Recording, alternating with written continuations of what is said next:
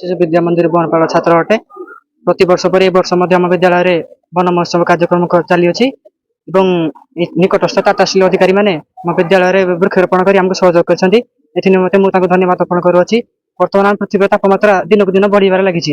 ଏହାର ମୂଳ କାରଣ ହେଉଛି ପ୍ରତି ଘରେ ଘରେ ଏସି ଏବଂ ବୃକ୍ଷରୋପଣ ଅସଂଖ୍ୟ ସଂଖ୍ୟାରେ କାଟାଯାଉଛି। ଏହାର ପ୍ରତିକାର କରିବା ଆବଶ୍ୟକ। ତେଣୁ ଜନସମାଜକୁ ଆହ୍ୱାନ ଦେଉଛି ପ୍ରତିବର୍ଷ ଜୁଲାଇ ମାସର ପ୍ରଥମ ସପ୍ତାହରେ ବୃକ୍ଷରୋପଣ କରି ବୃକ୍ଷର ସଂଖ୍ୟା ବୃଦ୍ଧି କରିବା। ଧନ୍ୟବାଦ। मोर नाम श्रद्धांजलि पात्र। सरस्वती शिशु विद्यामंदिर बरपाल छात्र अटे। मो ए विद्यालय नवम श्रेणी रे पढ़ुछि। प्रति वर्ष जुलाई मास प्रथम सप्ताह रे आम विद्यालय रे वृक्षरोपण करा जाए। ए वर्ष मध्य करा जायछि। पृथ्वीर तापमात्रा दिनक दिन बढ़िबार लागुछि। समस्ते वृक्षरोपण करबा उचित। आमे माने मध्य विद्यालय रे वृक्षरोपण करिछु। ସେଥିପାଇଁ ଆମେ ନିଜକୁ ଧନ୍ୟ ମନେ କରୁଛୁ। ଧନ୍ୟବାଦ। ପ୍ରତିବର୍ଷ ଭଳି ଜୁଲାଇ ପ୍ରଥମ ସପ୍ତାହଟା ବନ ମହୋତ୍ସବ କାର୍ଯ୍ୟକ୍ରମ ରହୁଛି। ଏହି ପରିପ୍ରେକ୍ଷୀରେ ଟାଟା ଷ୍ଟିଲ୍ ଆନୁକୂଲ୍ୟରେ ଶ୍ରୀ ସରସ୍ୱତୀ ଶିଶୁ ବିଦ୍ୟା ମନ୍ଦିର ବରପାଳରେ ଆଜି ବୃକ୍ଷରୋପଣ କାର୍ଯ୍ୟକ୍ରମ ହେଇଯାଇଛି। ଏଥିପାଇଁ ଏଥିରେ ସମସ୍ତ ଛାତ୍ରଛାତ୍ରୀ ପରିଚାଳନା ସମିତି ତଥା ଟାଟା ଷ୍ଟିଲ୍ ଅଧିକାରୀ ସମସ୍ତେ ସାମ୍ବାଦିକ ବନ୍ଧୁ ସମସ୍ତେ ଉପସ୍ଥିତ ଥିଲେ। ଏହି କାର୍ଯ୍ୟକ୍ରମକୁ ଅତି ସରସ ସୁନ୍ଦର ଭାବରେ କରିଥିବାରୁ ଆମେ ସମସ୍ତଙ୍କୁ ବିଦ୍ୟାଳୟ ତରଫରୁ ସ୍ୱାଗତ ଅଭିନନ୍ଦନ ତଥା କୃତଜ୍ଞତା ଜ୍ଞାପନ କରୁଛୁ। ଜୟ ଜଗନ୍ନାଥ। ମୁଁ ସତ୍ୟବାନ ବରାହ ଆମ ଶିଶୁ ମନ୍ଦିରର ସଭାପତି ଦାୟିତ୍ୱରେ ଅଛି।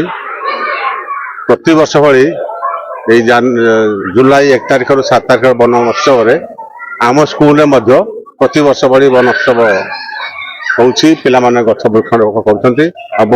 ଆଉ ଆମର ଯେଉଁ ଦିନଠାରୁ ଟାଟା ଆମ ପାଖରେ ରହିଲେଣି ସେ ଟାଟାର ଅଧିକାରୀମାନେ ଆସିକିନା ଆମକୁ ବହୁତ ସହଯୋଗ କରୁଛନ୍ତି। ସେମାନେ ବୃକ୍ଷ ଗୁଡ଼ିକ ବି ସବୁ ବୃକ୍ଷ ଆମକୁ ଦାନ କରୁଛନ୍ତି। ତେଣୁ ଟାଟା କମ୍ପାନୀକୁ ତାଙ୍କର ଅଧିକାରୀମାନଙ୍କୁ ମୋର ଧନ୍ୟବାଦ। ଆଜି ମଧ୍ୟ ସୁରୁଖୁରୁରେ ପିଲାମାନଙ୍କ ସାମ୍ନାରେ ଆପଣମାନେ ଦେଖୁଛନ୍ତି ବୃକ୍ଷରୋପଣ କାର୍ଯ୍ୟକ୍ରମ ହେଲା। କହି ମୋର ବକ୍ତବ୍ୟ ମୁଁ ଶାନ୍ତ କରୁଛି। ଅକ୍ଷର ମହାପାତ୍ର ସ୍କୁଲର ସମ୍ପାଦକ ଦାୟିତ୍ୱରେ ଅଛି। ଆଜି ବନ ମହୋତ୍ସବ ସପ୍ତାହ ପାଳନ ଅବସରରେ ଶିଶୁ ମନ୍ଦିର ଏବଂ ଟାଟା ଷ୍ଟିଲ୍ ମାରାଣ୍ଡି ଆନୁକୂଲ୍ୟରେ ଆମେ ବୃକ୍ଷରୋପଣ କାର୍ଯ୍ୟକ୍ରମ ଅନୁଷ୍ଠିତ କଲୁ। ଏଇ ଟାଟା ସବୁବେଳେ ଆମ ପାଖରେ ବୃକ୍ଷରୋପଣ ସମୟରେ ସାହାଯ୍ୟର ହାତ ବଢ଼ାଇଥାଏ ଏବଂ ତାକୁ ନେଇକରି ଆମେ ଏଇ କାର୍ଯ୍ୟକ୍ରମ କରୁଛୁ। ପ୍ରତ୍ୟେକ ବର୍ଷ ଏଇ ବର୍ଷ ବି ନୁହେଁ ବିଗତ ବର୍ଷରେ ମଧ୍ୟ ଟାଟା କମ୍ପାନୀ ମାରାଣ୍ଡି ଆନୁକୂଲ୍ୟରେ ଆମେ ମଧ୍ୟ ବୃକ୍ଷରୋପଣ କରୁଛୁ। ଯାହା ହଉ ଆଜି ଆମ ପିଲାମାନେ ଶିଶୁ ମନ୍ଦିର ପିଲାମାନେ ଛାତ୍ରଛାତ୍ରୀମାନେ ଗୁରୁଜୀ ଆମର ବଡ଼ ଭାଇ ପ୍ରଧାନାଚାର୍ଯ୍ୟ ଆଗ ମେଢ଼ ଥାଇକରି ଆମେ ଆଜି ବୃକ୍ଷରୋପଣ କାର୍ଯ୍ୟକ୍ରମ କଲୁ।